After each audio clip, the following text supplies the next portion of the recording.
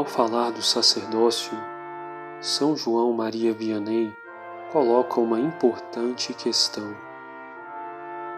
De que nos valeriam todos os tesouros do mundo, se não houvesse quem nos desse acesso a eles? De que nos valeria um cofre cheio de ouro, se não pudéssemos abrir esse cofre? Quais são os maiores tesouros do mundo? São aqueles que nosso Senhor Jesus Cristo nos conquistou pela sua santa paixão, isto é, os sacramentos. O sacerdote é aquele que nos dá acesso aos tesouros de Deus. Sem ele, não teríamos a Eucaristia e a confissão. Sem ele, os tesouros de Deus não chegariam a nós. Sem ele, o Senhor Onipotente não viveria em nossos sacrários. Esta comparação ajuda a entender um pouco a importância dos meios de comunicação social para a Igreja Católica. Santo Tomás de Aquino, considerado o mais santo dos sábios e o mais sábio dos santos, afirmou com muita propriedade que o maior bem que podemos oferecer aos homens é o conhecimento da verdade. Ora, um bem é tanto mais eficaz quanto melhor ele é difundido.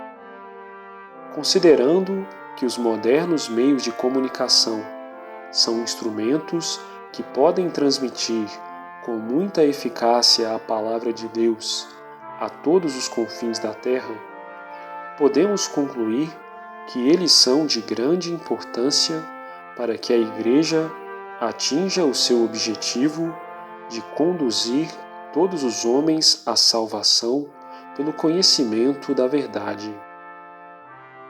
Uma história da vida do grande Santo Tomás evidencia ainda melhor esta verdade. Sabe-se que o chamado Doutor Universal, Santo Alberto Magno, fora mestre de Santo Tomás em seus primeiros anos de estudos. Tomás se distinguia pelo silêncio, pela contemplação e pela extraordinária inteligência.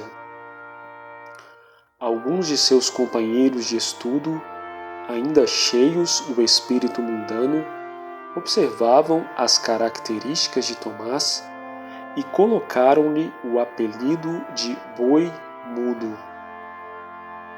Certa vez, quando Santo Alberto chegou para lecionar a Tomás e a seus companheiros e ouviu que eles o chamavam de Boi Mudo, não hesitou em aproveitar da situação para fazer um grande elogio ao seu melhor discípulo. Santo Alberto disse diante de todos: quando este, que vocês chamam boi, mugir, o mundo inteiro vai ouvir. Esta afirmação de Santo Alberto baseava-se na consciência que ele tinha de que a invulgar sabedoria de Santo Tomás se difundiria por todo o mundo.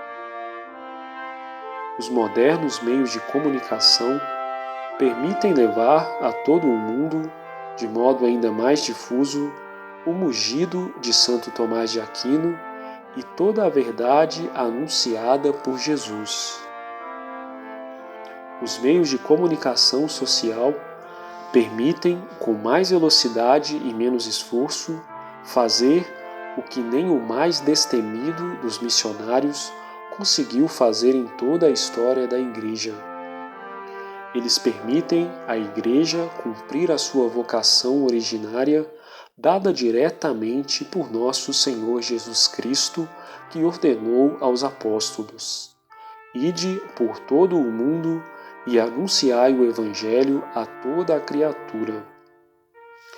Este anúncio não é simplesmente transmissão de uma mensagem que ajuda os homens a viverem mais felizes e a responder a seus questionamentos mais profundos. Ele é necessário para a salvação eterna, como atesta o próprio Senhor. aquele que crer será salvo, quem não crer será condenado. Mas como os homens podem crer? Pergunta São Paulo, que também disse que a fé vem pelo ouvido, se não há quem lhes anuncie. Poderíamos parafrasear São Paulo e perguntar: como os homens podem crer se não há meios de comunicação que levem até eles a boa nova anunciada por Jesus? Ainda hoje, após 2000 anos de cristianismo, há regiões onde é proibida a entrada de missionários. Todavia, não há nenhum lugar da terra onde não seja possível o acesso ao Evangelho por meio de algum meio de comunicação. Sobre os meios de comunicação, o Decreto Intermirifica do Concílio Vaticano II afirma que a Igreja sabe que, se eles forem retamente empregados, representam subsídios valiosos ao gênero humano, pois contribuem muito para recrear e aprimorar os espíritos e firmar o reino de Deus. Por outro lado, o referido documento alerta que os homens podem utilizá-los contra o desígnio do Divino Criador e convertê-lo em perdição de si próprios. Apesar de toda a potencialidade que os meios de comunicação têm para auxiliar no anúncio do Evangelho, infelizmente, eles têm sido muito mais usados para a propagação do mal.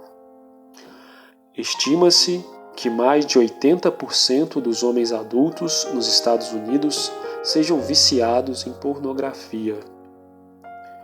A demanda por vídeos pornográficos é tão vertiginosa que suscitou comportamentos que nem mesmo os mais perversos pagãos da antiguidade cogitaram realizar. Atualmente, em apenas 1 hora, uma pessoa pode assistir a mais cenas pornográficas do que gerações anteriores, não tão distantes de nós, poderiam em toda a vida. Estudos mostram que este consumo hiperexagerado de pornografia tem efeitos cerebrais tão nefastos quanto o consumo de cocaína e constitui um vício que pode demandar mais de 5 anos para ser totalmente curado.